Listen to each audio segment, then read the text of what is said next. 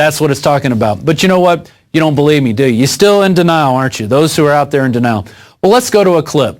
It's going to start off with the New Orleans chief of police during Katrina saying, no one will be allowed to have guns, all weapons will be taken.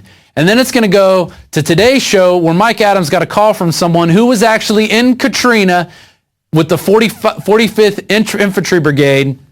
I'm sorry I'm flustered because this information is really disturbing me right now. He was there confiscating guns. They were going door to door. They were kicking in as they asked, do you need any assistance? Boom. Do you have any guns? We're taking them. You said guns will be taken? No one will be able to be armed. We will take all weapons. Today in New Orleans, they got a lot tougher on the holdouts. Police department, anyone home? Not only the flooded areas, but New Orleans' driest and wealthiest neighborhoods, too. Police department! The police and National Guard going street by street, house to house, sometimes entering open houses with guns drawn, and instructions to disarm anyone inside. Let's go to Chris in Oklahoma. Chris, you're on the air on the Alex Jones Show. Thanks for joining us. Hey, Hells Ranger. How's it been? It's good. It's good here, man. How about yourself? Oh, pretty good, pretty good. I was with the 45th Infantry Brigade, Delta Company, 1st of the 279, 2nd Platoon. During Hurricane Katrina, I'm kind of calling it in on yesterday's subject. I'm sorry about that. It's all right. But it's just, I've always wanted to get a hold of you guys and kind of get the word out there for those that still have that slight hesitation in the back of their head that gun confiscation can't and won't happen here. It already has. And I was only 21 years old, just really gung-ho, really dedicated to the Army, especially to the infantry. And I did whatever I was told. And what did they ask you to do? The first thing we did was we got a 3-week, a book full of 3-week-old 911 phone calls, right? And then we had to go around and answering all the phone calls. So we were like cadaver dogs for about 3 weeks. And in between them, we would run night missions. And here's the thing. A lot of people may think that they'll see this on the news or they'll have time to get ready when the crap hits the fan or whatever. It's just, it's a truck, you know what I mean? It's a group of trucks. They pull up, they stack right on your home, as we did, and we broke entry. Yeah, we would yell out, Oklahoma Army National Guard, is anybody in need of assistance? But that's as we were booting in the door. Oh, wait a minute. It sounds like you weren't part of the Oklahoma National Guard. I mean, you were U.S. military. Yeah, I was activated. I think about a week after Katrina, I was watching it on the news, and Sheriff Kamiko of Fox 23 told me before my unit even got a hold of me that I was going to New Orleans. Wow. We got sent in, and we were the very, very first boots on the ground. Alpha Company. And you were confiscating firearms? Left and right, yes. And we were also monitoring the New Orleans police because we kept having like the first day we had this little beautiful redheaded lady come up. All right, wait a minute. We're almost out of time. Will you stay on the line for us, please? I want to continue with you on the other side. Stay on the line with us. This is fascinating. We're going to continue this right here on the Alex Jones Show. We'll be right back. That happened today in this wealthy neighborhood where homeowners had armed themselves to protect their mansions. Residents were handcuffed on the ground. In the end, police took their weapons but let them stay in their homes. They were a little bit threatened because our weapons were bigger than their weapons. Chris Montgomery says he'd rather be in Iraq than patrolling American neighborhoods. Walking up and down these streets, you don't want to think about the stuff that you're going to have to do if somebody pops around the corner. Be shooter in America.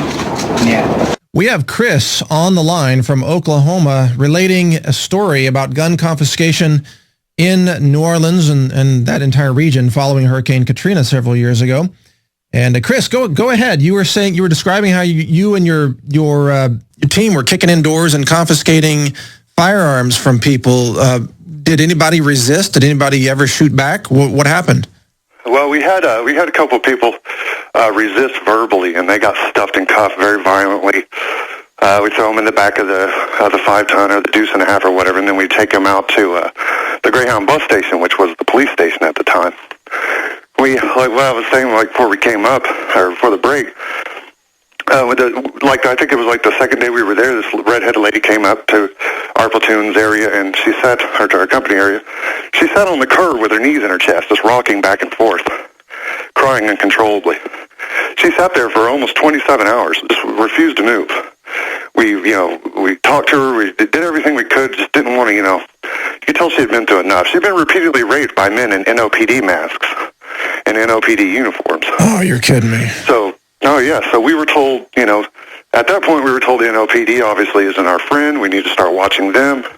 The FBI had us out there at Cooter Brown, which is the NOPD Sheriff's Brothers Bar. It's like the big cop bar there in New Orleans. Just so people know, NOPD's New Orleans Police Department, just for people who know. Yeah, definitely.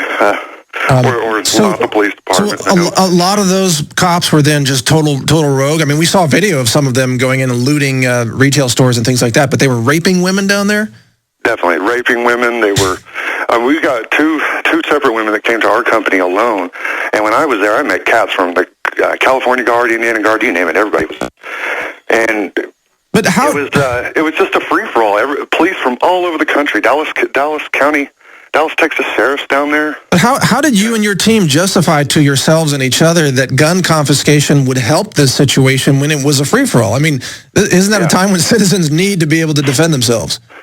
It never, like I said, I was just ignorant as hell. And that's kind of something that I worry about with the kids today, if they really realize what they're doing. I had no idea. The only time it ever occurred to me that something may be wrong is we came up, we were down by the old French district. We came up to this man's house. He had a big wooden sign that says, "I'm here alone with my dog and my shotgun. Looters beware." We thought, it's funny. Everyone stopped and took pictures of the sign. But eventually we took his guns. And we left him there with nothing. So now that you know what you know, now that you're listening to the Alex Jones Show and you're informed, what would you advise people to do if this happens again? Well, I called. I mean, no offense. I mean, Mike, we love everything you do. I'm a big fan of the Health Ranger, but I was hoping to get a hold of Alex for the fact that what do you do when they stack right? You know what I mean? And they're prepped to come into the home. There's no negotiating with us. Trust me. There was no negotiating. Yeah. If you resisted, you died. That were the orders. You go after gun or you die. Yeah, but well, I mean, this is invaluable information. I apologize. We only have a limited time here. I got to let you go. We've got so much more coming up here, but fascinating. I hope you call back and get to Alex as well. I'll pass on this conversation to Alex and let him know. But that's some frightening information, and I just hope that the military. That the members of the military say no. They refuse to engage in gun confiscation because no doubt there could be outbreaks of violence and a lot of needless death and bloodshed if that happens. But thank you for your call, Chris. That's very concerning. It was traumatic. All of a sudden, they were banging on the front door, the side door, and the back door. And they said, "Let us in." I'm saying, "Look at all my food. I got plenty of food." They kept pushing me back, and ended up like this. Then, Patty showed them a small revolver she was carefully holding in the palm of her hand. A camera crew was there to capture what unfolded next. I said, "It's not even loaded." And I dropped it on the floor. You got a gun? Well, they punched me in the face. Look at my black and blue marks. Look at... You say guns will be taken? No one will be able to be armed. We will take all weapons. So if you're still doubting, there's the proof there.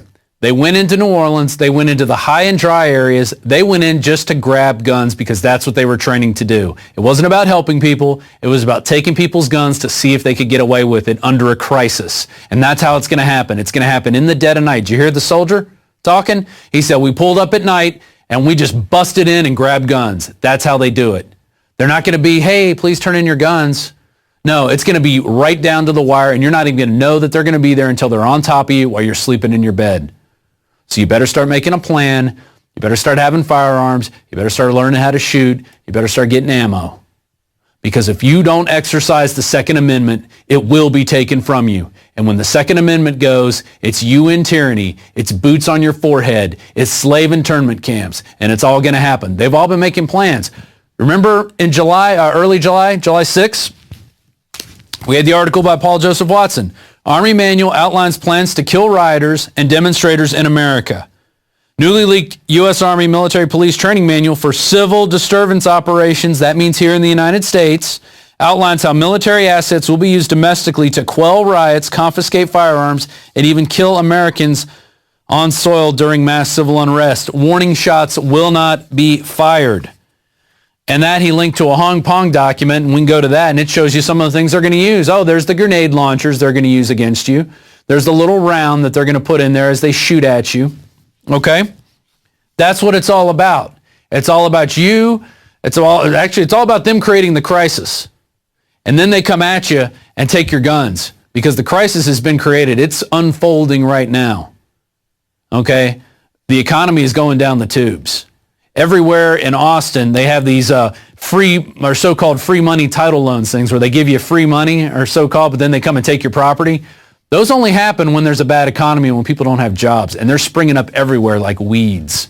Okay, and they're brand new and they're painted and they just, boom, they pop up. There's 5 of them right around my house. And I live in a pretty decent area of town. But it just says everybody's hurting. And when people start hurting, people start doing crazy things. Just like Gerald Celente says, when they lose everything, they lose it.